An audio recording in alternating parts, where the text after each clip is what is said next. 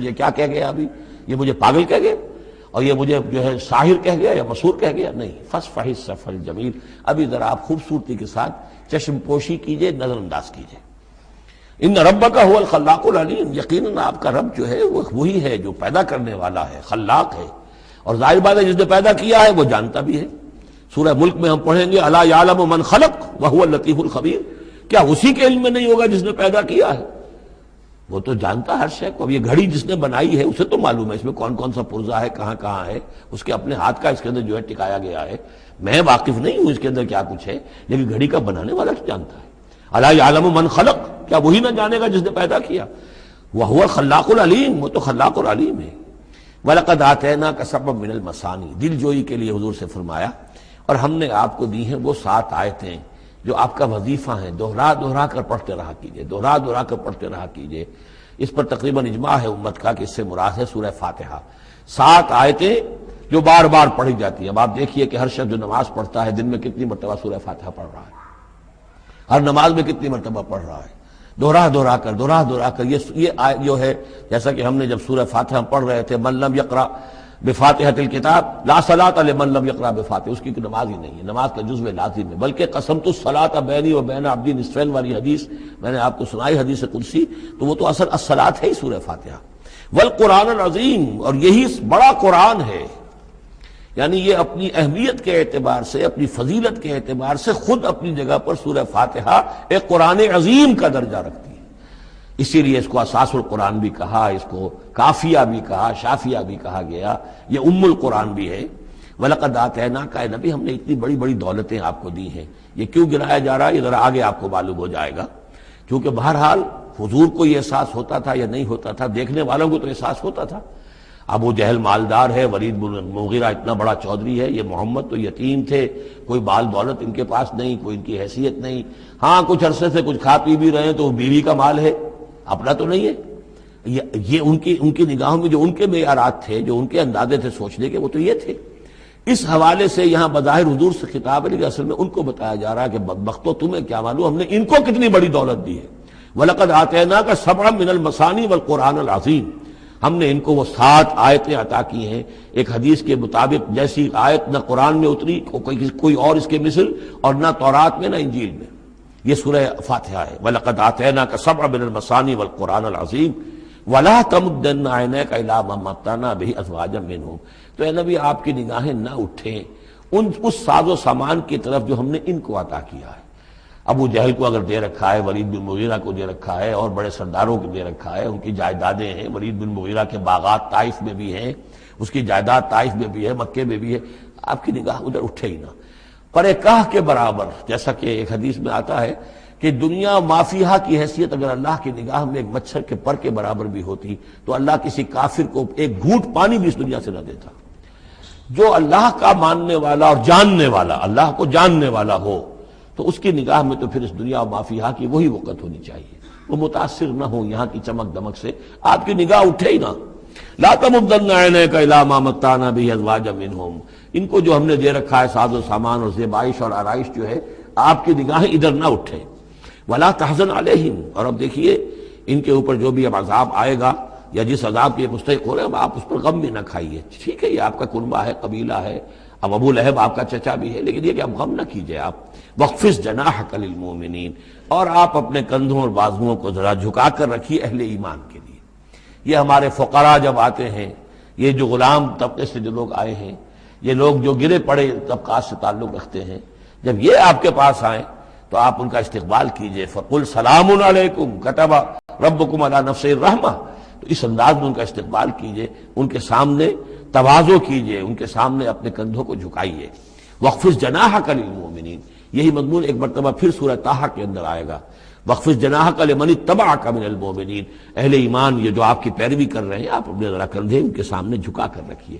یا یہ حکم دیا گیا ہے اولاد کو والدین کے بارے میں، اگلی صورت میں آ جائے گا سورہ بنی اسرائیل میں، کہ ان کے لیے اپنے کندھوں کو، اپنے بازوؤں کو ذرا جھکا کر رکھا کرو، والدین کے سامنے تن کر نہ کھڑے ہو کہ کندھے جو ہیں اٹھے ہوئے ہیں، بلکہ کندھے ذرا دبا کر۔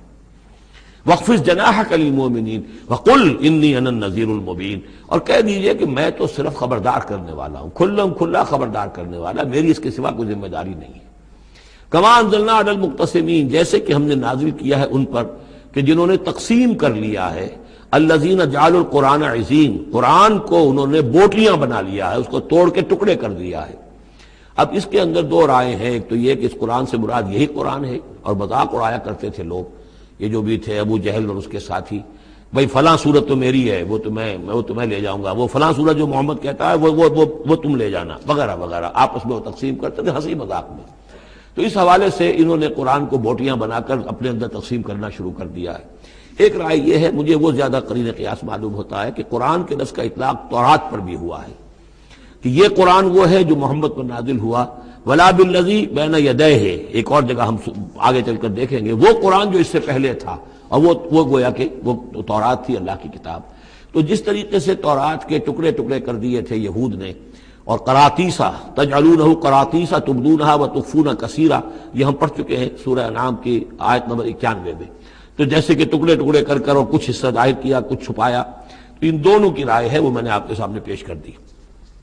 فَوَرَبِّكَ لَنَسْأَلَنَّهُمْ أَجْمَعِينَ، تو تیرے رب کی قسم اے محمد صلی اللہ علیہ وسلم، ان سب کو ہم جمع کر کے رہیں گے۔ اما نسألنهم اجمعین، ہم ان سے پوچھ کر رہیں گے، یہ لفظ وہی آ گیا ہے، فَلَنَسْأَلَنَّ الَّذِينَ أُرْسِلَ إِلَيْهِمْ وَلَنَسْأَلَنَّ الْمُرْسَلِينَ، یہ جو سورہ اعراف کی آیت نمبر 6 تھی، ہم لازماً پوچھ کر رہیں گے ان سے بھی جن کی طرف رسولوں کو بھیجا گیا، اور ان سے بھی کہ جن کو رسول بنا کر بھیجا گیا۔ فَوَرَبِّكَ لَنَسْأَلَنَّهُمْ أَجْمَعِينَ، تو آپ کے رب کی قسم ہم ان سب سے پوچھ لیں گے، حساب کتاب لے لیں گے، یہ تھوڑے سے وقت کی بات ہے، آپ ذرا صبر کیجئے۔ اما کانوا یعملون، جو کچھ کہ یہ کر رہے تھے، فاصدع بما تؤمر، یہ ہے وہ آیت۔ اب ڈنکے کی چوٹ علی الاعلان کہیے جس چیز کا آپ کو حکم ہوا ہے۔ یہ جب حکم آیا حضور کو تو پھر آپ کوہ صفا پر کھڑے ہوئے، اور پھر آپ نے وہاں، اگرچہ ظاہر بات ہے کہ اس کا کوئی امکان نہیں تھا کہ آپ ننگے ہو جاتے، لیکن جو وہاں کا رواج تھا وہ یہ تھا کہ اگر کسی شخص کے پاس کوئی ایسی خبر آتی تھی کہ فلاں قبیلے کے لوگ جو ہیں آج رات ہمارے اوپر حملہ کریں گے، شب خون ماریں گے، اب کیسے لوگوں کو بتائیں، کوئی کمیونیکیشن ماس میڈیا تو ہے نہیں، کیسے خبر دیں، کیا کریں؟ تو وہ یہ کرتا تھا کہ وہ شخص کپڑے اتار کے معذرزاد برہنہ ہو کر کسی اونچی جگہ کھڑا ہو جاتا تھا، تاکہ ہر طرف سے لوگ دیکھ لیں کہ ایک ننگا آدمی کھڑا ہے، نذیر عمیان کہتے تھے اسے، ننگا خبردار کرنے والا۔ اب جہاں تک اس کی آواز جا رہی ہے، آواز لگاتا تھا وا صباحا، ہائے وہ صبح جو آنا چاہتی ہے، آیا چاہتی ہے، اس لیے کہ صبح کے وقت ہوتے تھے حملے، یہ جس کو آج کل آپ کہتے ہیں small hours of the morning, وہ بہت غفلت کا وقت ہوتا ہے آدمی کا، صبح رات کے 2-3 بجے جو ہے ٹھنڈی ٹھنڈی نیند آئی ہوتی ہے، اس وقت وہ آتے تھے، حملہ کرتے تھے، لوٹ مار کرتے تھے، قتل کرتے تھے اور بھاگ جاتے تھے۔ تو وا صباح، ہائے وہ صبح جو آیا چاہتی ہے۔ تو اب لوگ دوڑتے تھے کہ بھائی کہاں کی خبر آئی ہے، کون ہے، کون سا قبیلہ ہے، کس کے بارے میں اطلاع ہے، اطلاع صحیح ہے غلط ہے۔ تو یہ ان کا رواج تھا۔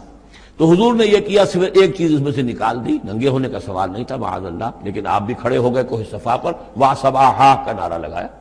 اب لوگ آئے، دوڑے، کوئی خبر دی ہے، محمد دینا چاہتے ہیں، کوئی بات ہے، بڑی اہم کوئی بات ہے۔ وہاں آپ نے پھر اپنی دعوت پیش کی۔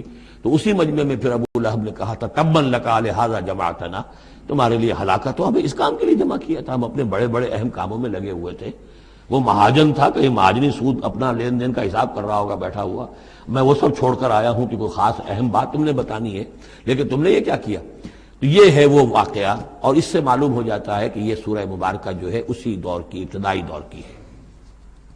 فاصدع بما تؤمر واعرض عن المشرکین، تو اب ڈنکے کی چوٹ کہیے اب جو کہ آپ کو حکم دیا گیا ہے، اور ان مشرکوں سے اعراض کیجئے، پرواہ نہ کیجئے ان کی۔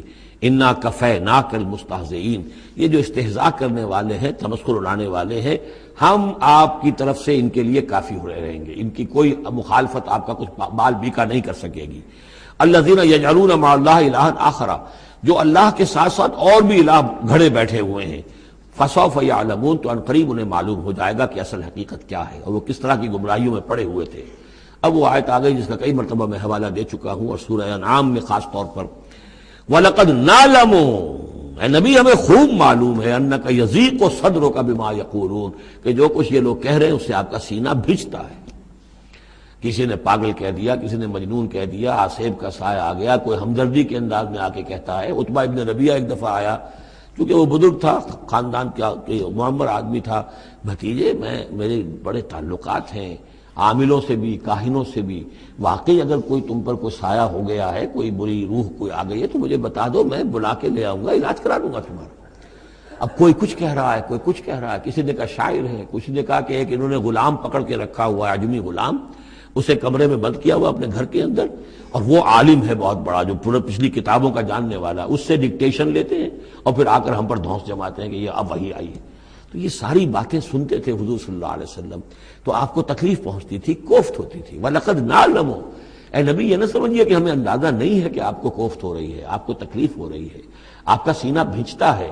وَلَقَدْ نَعْلَمُ أَنَّكَ يَضِيقُ صَدْرُكَ بِمَا يَقُولُونَ، کہ جو کچھ یہ لوگ کہہ رہے ہیں اس سے آپ کا سینہ بھینچتا ہے۔ فَسَبِّحْ بِحَمْدِ رَبِّكَ، بس اپنے رب کے حمد میں اور تسبیح میں لگے رہیے، تسبیح کیجئے اپنے رب کی حمد کے ساتھ، اسی سے آپ کے دل کو سکون ہوگا، اطمینان ہوگا، اسی سے یہ کہ آپ کے لیے استقامت اور صبر کے راستے جو ہیں وہ کھلتے چلے جائیں گے۔ وَقُم مِّنَ السَّاجِدِينَ، اور سجدہ کرنے والوں میں ہو جائیے، آپ سجدہ کیجئے، تسبیح کیجئے، حمد کیجئے، اپنے رب کے ساتھ تعلق مع اللہ ہے کہ جو ان تمام سختیوں کو آپ کے لیے آسان کر دے گا۔ جتنا اللہ سے اپنے اس قلبی اور ذہنی رشتے کو مضبوط سے مضبوط تر بنائیں گے، اتنی ہی یہ تمام چیزیں جو ہیں آپ پر ہلکی ہوتی چلی جائیں گی۔ وَاعْبُدْ رَبَّكَ حَتَّىٰ يَأْتِيَكَ الْيَقِينُ، اور اپنے رب کی بندگی میں، پرستش میں لگے رہیے یہاں تک کہ وہ یقینی بات آ جائے۔ اور وہ یقینی بات کیا ہے؟ جو یقینی شے ہے، شدنی ہے، موت، یعنی یہ کہ تا دم آخر دم فارغ مباش، اندری رہ میں تراش و میں خراش، آخری وقت تک اس بندگی میں اپنے لگے رہیے، جو بھی آخری موت جب تک آ جائے، یا موت سے مراد یہ بھی ہو سکتا ہے یقین سے، یقینی بات اللہ کی مدد آ جائے، اللہ کی طرف سے غلبہ حاصل ہو جائے اور اللہ تعالیٰ کی نصرت آ جائے، اللہ کا فیصلہ آ جائے، لیکن عام طور پر گمان یہی ہے کہ اس سے مراد موت ہے۔ وَاعْبُدْ رَبَّكَ حَتَّىٰ يَأْتِيَكَ الْيَقِينُ، اور اپنے رب کی بندگی اور پرستش میں لگے رہیے یہاں تک کہ وہ یقینی شے وقوع پذیر ہو جائے۔